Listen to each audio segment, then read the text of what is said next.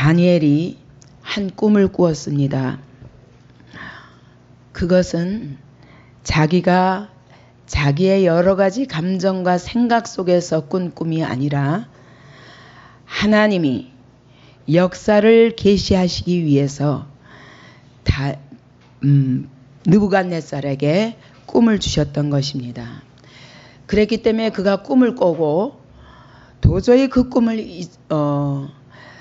그 꿈에 대한 인상이 얼마나 강렬한지 그 꿈을 꾸고 나서 마음의 번민이 심했습니다. 그러나 그 꿈을 잊어버렸습니다. 그가 늘 의지하고 자문을 구했던 박사나 술객이나 박수나 점쟁이들에게 물어봤지만 그들은 그것을 대답할 수 없었습니다. 왕이여, 꿈을 제발 얘기를 좀 해주십시오. 그래야 우리가 해석을 해드리지. 어떻게 우리가 꾸지 않은 그 꿈을, 왕이 꾼 꿈을 우리가 어떻게 알아맞힐 수 있습니까? 그런데 느부갓네살은 분해서 이걸 못 알아맞힐 것 같으면 너희가 여태까지 나를 속였구나. 그리고서는 다 갖다가 멸하라고 그랬습니다. 다니엘이 이야기를 듣고 하나님 앞에 기도했습니다. 하나님, 모든 은밀한 것들을 나타내시는 하나님께서 그 꿈을 제게 나타내 주시옵소서. 그는 믿었습니다. 하나님께서 분명히 계시해 주신 내용이구나. 그리고 그 꿈에 대해서 그에게 계시해 주실 줄을 믿었습니다. 왜냐하면 하나님은 꿈을 통해서 하나님의 선지자들에게 환상을 통해서 늘 자기의 비밀을 나타내셨던 하나님이고, 하나님이 무엇인가 일을 행하시고자 하실 때에 그럴 때 먼저 꿈이나 환상으로 미리 선지자들에게 계시하시고 일하시는 것을 믿었기 때문에 이것을 하나님이 보여주시리라. 그리고 세 친구와 함께 기도했습니다. 드디어 하나님이 보여주셨고 다니엘은 그 꿈을 보자마자 하나님 앞에 감사하고 찬송합니다. 이와 같이 은밀한 일을 저에게 나타내신 하나님께 감사합니다. 하나님의 그 지혜와 권능이 무궁하오니 하나님 앞에 영광을 돌립니다. 내 열조에게도 끊임없이 지혜와 능력을 주셨던 것처럼 내게도 오늘 변함없이 알게 하사 하나님의 그 비밀한 일을 내게 보이셨으니 하나님 앞에 영광과 찬송을 돌립니다. 그렇게 먼저 하나님 앞에 기도하고 나서 다니엘이 그의 환관장 아력에게 갔습니다. 그리고 그에게 가서 당장 가서 왕에게 이렇게 말씀하십시오. 바벨론 박사들을 죽이지 말라고 하십시오. 내가 왕에게 그걸 다 알려드리겠다고 말하십시오. 사실 바벨론 박사들이야말로 하나님의 관점에서 보면은 원수입니다. 바벨론 박사들은 다 귀신을 의지하는 사람들입니다. 우상을 섬기는 자들입니다. 구태여 그렇게 할 필요가 없지만 다니엘은 먼저 말합니다. 바벨론 박사들을 멸하지 마십시오. 그들이 그 꿈을 알아맞히지 못한다 그래서 그들이 죽을 필요는 없습니다. 이렇게 먼저 구합니다. 하나님의 사람은 어디에 있으나 세상에 오늘도 하나님을 알지 못하는 백성이라 할지라도 세상의 생명을 구원할 그런 사명이 있는 것입니다. 우리에게 주신 그 하나님의 놀라운 비밀을 통해서 세상들을 구원합니다. 바울도 그랬습니다. 그가 비록 죄수의 몸으로 묶여서 배를 타고 로마로 가는 그 배에서 배가 풍랑을 만났습니다. 그런데 하나님께서 바울에게 밤에 나타나셔서 내가 반드시 구원하리라. 왜냐하면 네가 로마에까지 가서 하나님의 복음을 전하는 사명을 다 감당해야 되기 때문에 그러기까지는 결단코 죽지 아니하리라. 그래서 바울이 그 로마행 배를 타고 완전히 유라굴로 강풍을 만나가지고 배가 다 파손하여 모든 사람이 죽게 되었는데 담대히 말합니다. 너희는 별단코 죽지 않는다. 선장에게 이렇게 하라, 이렇게 하라, 이렇게 하라. 처음에는 말을 안 들었지만 그러나 선장이 다 죽게 되니까 그 바울의 말을 들을 수밖에 없었고 하나님은 바울을 통해서 그 배에 있는 모든 사람들을 구원하셨습니다. 그와 같이 하나님의 백성은 어느 자리에 있든지 자기가 선 자리에서 세상을 구원할 책임이 있습니다. 하나님은 그럴 권능을 우리에게 주셨습니다. 세상이 아무리 무시할지라도 다니엘과 그 유대인들을 너희가 우리의 포로다 이렇게 생각할지라도, 그리고 이제까지 멸시했을지라도, 그러나 다니엘과 하나님의 백성 때문에 세상이 구원받을 수 있는 것입니다. 오늘날도 마찬가지입니다. 세상이 아무리 하나님의 교회가 무력하고 아무것도 할 수 없는 것 같이 보일지라도, 그리고 조롱합니다. 너희의 그 십자가가 무엇을 의미하느냐. 그러면서 우리를 조롱하지만, 그러나 하나님의 교회는 세상을 구원할 책임이 있습니다. 하나님의 교회는 어디에 서든지 세상에 대해서, 모든 문제에 대해서 해답을 제시할 수 있는 사명이 있습니다. 이것은 하나님이 우리에게 맡기신 것입니다. 다니엘이 왕 앞에 나갔습니다. 왕의 물으신 바 그 신비한 일들은, 이것은 박사나 술객이나 박수나 점쟁이나 사람으로서는 능히 보일 수 없는 것입니다. 그러나 이것을 나타내실 자는 하늘에 계신 하나님이십니다. 그는 이야기합니다. 내가 알아맞히겠습니다가 아니라, 이와 같은 신비한 일에 대해서 박수라도 점쟁이라도 당신이 여태까지 의지하던 인간은 절대로 알아맞힐 수 없지만, 이것을 알아맞힐 수 있는 유일한 분은 하나님 그분이십니다. 그렇게 말하면서 바로 하나님이, 그 꿈은 하나님이 느부갓네살 왕에게 앞으로 되어질 일에 대해서 미리 꿈으로 보여주신 것입니다. 그러므로 왕이 침상에 나가서 장래 일을 생각하실 때에 분명히 왕이 그랬을 것입니다. 내가 앞으로 이 바벨론 이 땅을 어떻게 어마어마하게 온 세계의 대제국으로 키울 것이다. 이때는 느부갓네살 왕이 2년 때입니다. 그런데도 그 당시의 모든 약소국들을 다 자기가 정복해가지고 다 세계의 대제국을 이루었던 때입니다. 그의 꿈은 이 바벨론이 어마어마하게 큰 나라로 온 세계를 다 먹고 내가 온 세계의 왕이 되리라, 이런 꿈을 가지고 아마 생각하고 있을 때에 은밀한 일을 나타내시는 하나님께서 바로 그 생각을 아시고 내가 꿈꾸는 장래, 그것은 내 손에 있다 하고 보여주신 것입니다. 이렇게 말하는 것입니다. 그러면서 그 하나님이 오늘 나에게, 당신에게 주셨던 그 꿈을 나에게 주셨습니다. 이것은 당신의 꿈이 아니라 하나님이 당신에게 장래 일들에 대해서 보여주신 것입니다. 당신이 아무리 장래를 당신이 계획할지라도 장래를 주관하시는 분은 하나님이십니다.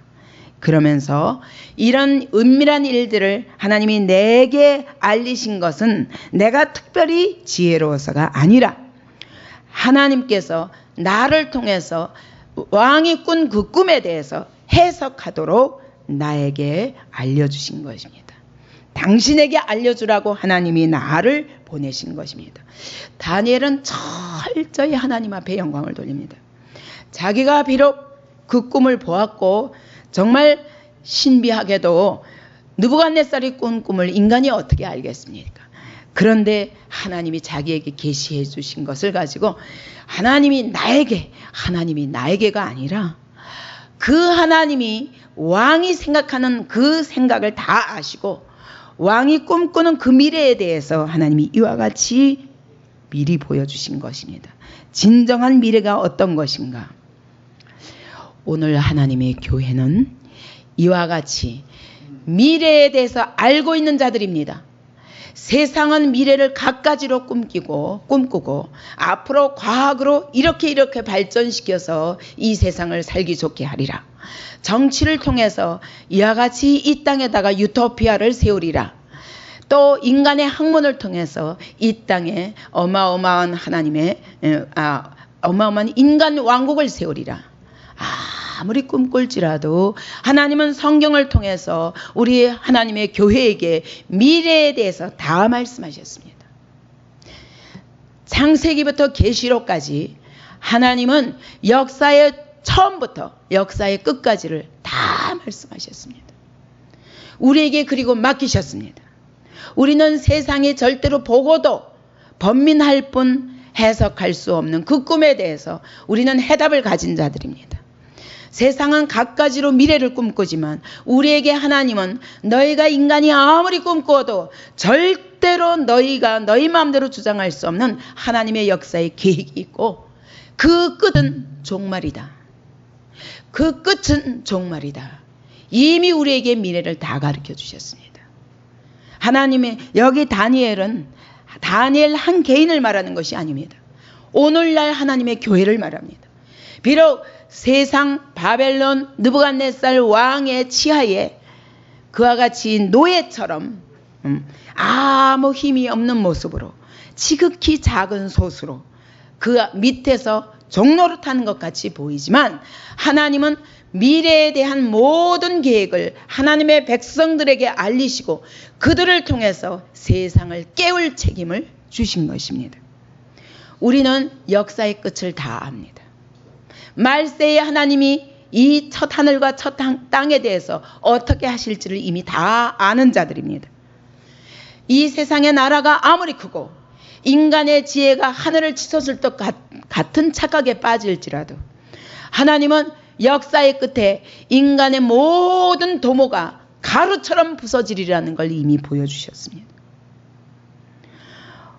하나님은 하나님의 선지자들에게 미리 보여주시지 않고는 일하시지 않습니다. 아모스 3장 7절 하나님께서 아모스에게 이와 같이 계시하셨습니다. 주 여호와께서는 자기의 비밀을 하나님의 비밀을 그 종 선지자들에게 보이지 아니하시고는 결코 행하심이 없으시리라. 하나님은 자기 종들에게 자기의 선지자들에게 모든 하나님이 행하실 일들에 대해서 다 보여주시고 일하십니다. 왜? 그래야 하나님이 역사의 주권자인 줄 아시기 때문에 선지자들에게 미리 보여주셔서 선지자들이 세상에 대해서 선포하도록.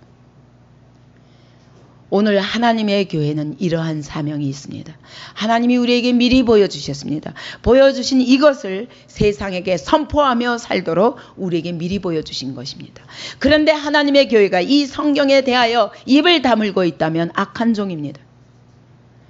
하나님이 세상에 대해서 역사의 주권자가 하나님이신 것을 드러내시기 위해서 우리에게 성경을 통해서 다 미리 보여주셨습니다.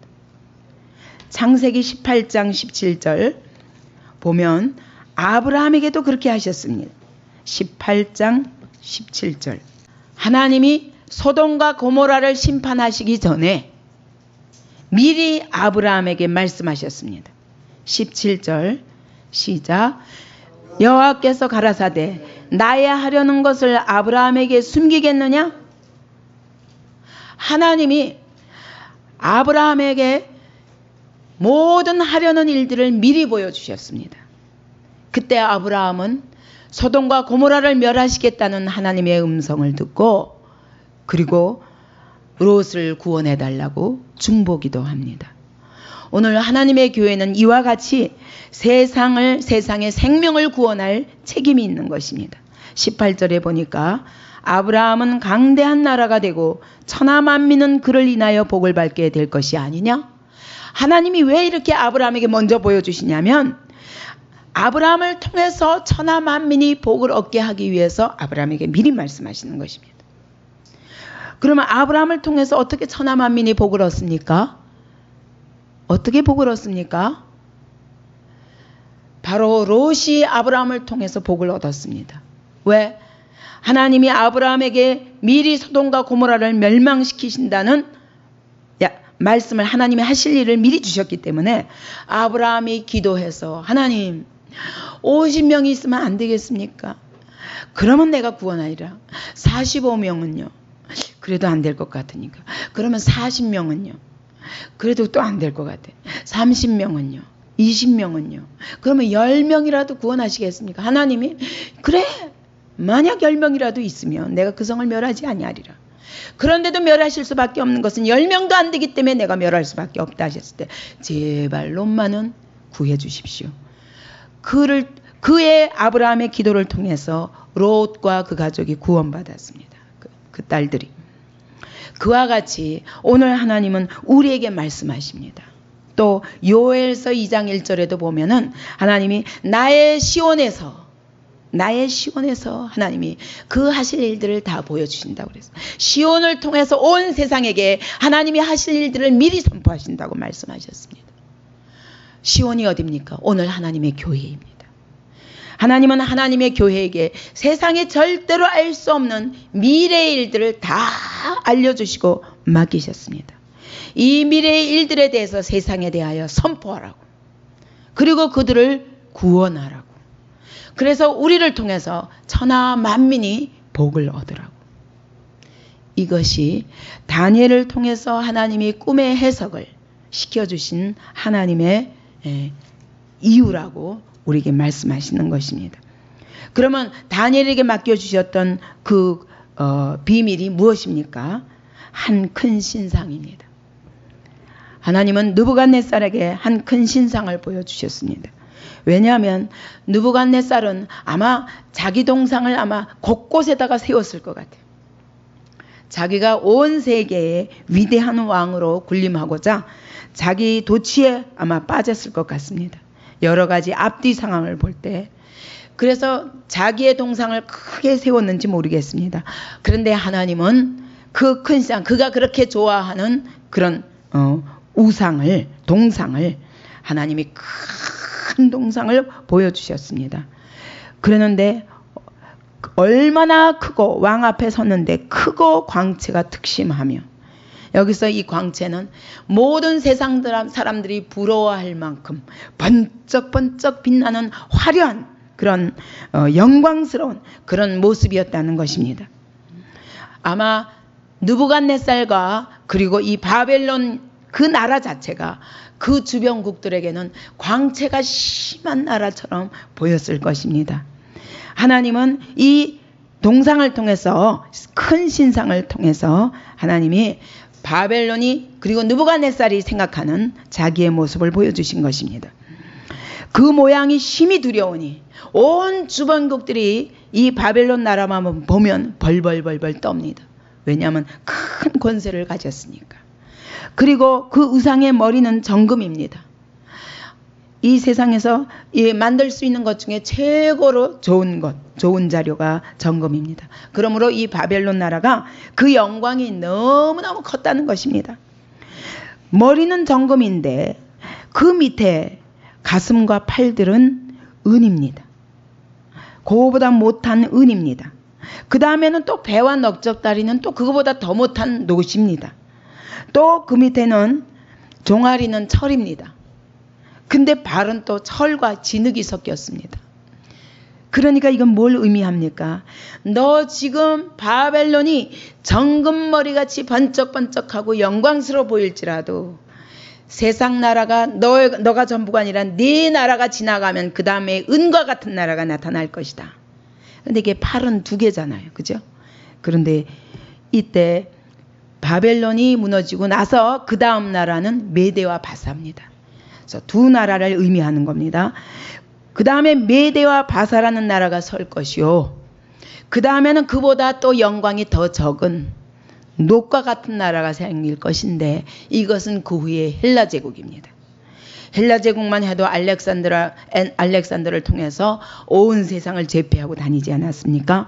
그러나 그 다음 나라는 또 뭡니까? 철입니다. 그보다 더 약한 것입니다. 그것은 그 후에 생긴 나라는 로마 제국입니다. 그러나 그 후에 그 로마 제국이 강성했을지라도 그것도 다 무너졌습니다. 10발가락이 있지 않습니까? 발은. 그래서 어떤 사람들은 이 10발가락을 유럽 동맹국이라고 이야기도 하기도 합니다. 로마가 나뉘어져 가지고 10개국으로 나뉘어져서 이와 같이 약한 모습으로 부서질 것이다. 그러고 보면 역사는 지금 끝나가고 있는 것입니다. 마지막 때가 가까우고 있는 것입니다. 성경이 계시하신 대로 결국 큰 신상은 너가 이 땅에서 큰 권세를 가지고 세계를 제패하는 것 같이 보이지만 네 나라가 망하고 그 다음에 더 약한 나라, 그 다음에 더 약한 나라, 더 약한 나라. 나중에 이 발은 철과 진흙이 섞여서 부석부석 해가지고 속히 무너집니다. 그런데 갑자기 그 꿈에 또 돌이 하나 떠오릅니다. 이것은 사람이 던진 돌이 아니라는 것입니다. 사람이 던진 돌이 아니라, 근데 돌도 여기서 영어로는 rock 그렇게 말하는 것으로 봐서 반석입니다. 우리말로는 돌이지만 반석입니다. 성경에서 반석은 누굽니까? 예수 그리스도. 예. 한 돌이 사람의 손으로 던진 돌이 아니라 하나님이 친히 한 돌을 보내사 그 돌이 이 큰 신상에 철과 진흙과 녹과 은과 금 한번 이 발을 흙에 발을 쳐서 신상의 철과 진흙의 발을 마지막 때에 그 나라를 치니까 동상이 다 머리부터 끝까지 다 무너집니다. 이것은 뭘 의미합니까? 인간 왕국이 이 세상 속에서 인간의 역사가 아무리 발달하는 것 같고 너희의 영광이 큰 것 같아도 점점 말세가 되면 될수록 점점 약해지다가 마지막 날 한 돌인 예수 그리스도께서 오시면 그 나라가 다 무너져서 가루같이 되리라. 그러면서 우상을 친 돌은, 근데 그 돌이, 그 반석이 나라를 다 무너뜨리더니 그 돌이 태산을 이루어서 온 세상을 가득 차게 되리라. 다시 말하면 예수 그리스도의 왕국이 온 세상을 다 정복하게 되리라. 역사의 마지막을 보여주신 것입니다. 이것이 우리에게 주신 복음이요, 이것이 우리에게 주신 성경입니다. 하나님은 우리에게 세상이 절대로 볼 수 없는 은밀한 비밀을 하나님의 교회에게 맡겨주셨습니다. 세상의 종말에 대해서 그 끝까지를 우리에게 다 보여주셨습니다. 그런데 하나님의 교회가 입을 다물고 삽니다. 세상을 쫓아갑니다. 세상을 두려워하며 그것을 의지하지 않고는 먹고 살 수 없는 것처럼. 얼마나 어리석고 미련합니까? 하나님이 다니엘서를 통해서 우리에게 말씀하시고 싶은 것은 내가 너희에게 보여준 비밀을 선포하라. 바벨론과 같은 이 세상 속에 너희가 발디디고 살면서 너희가 발디딘 그 세상을 구원하라. 이 복음으로 세상을 깨우라. 너희 인간의 왕국이 아무리 영광스러운 것 같아도 하나님이 마지막 때에 예수 그리스도를 보내사 이와 같이 다 무너뜨리면 인간이 세우던 모든 것이 가루가 되리라. 이것이 우리에게 보여주신 하나님의 미래입니다. 그리고 그리스도의 왕국이 왕성하여지고 이 땅의 모든 나라들은 온데간데 없으리라고 그랬어요. 그 큰 신상이 가루만 되는 게 아니라 온데간데 없다고 그랬어요. 바람에 불려서 마치 마당에 겨같이 껍데기같이 확 불려가고, 그리고 이 땅에 그리스도의 왕국이 세워지리라. 이것이 하나님이 우리에게 맡겨주신 비밀입니다.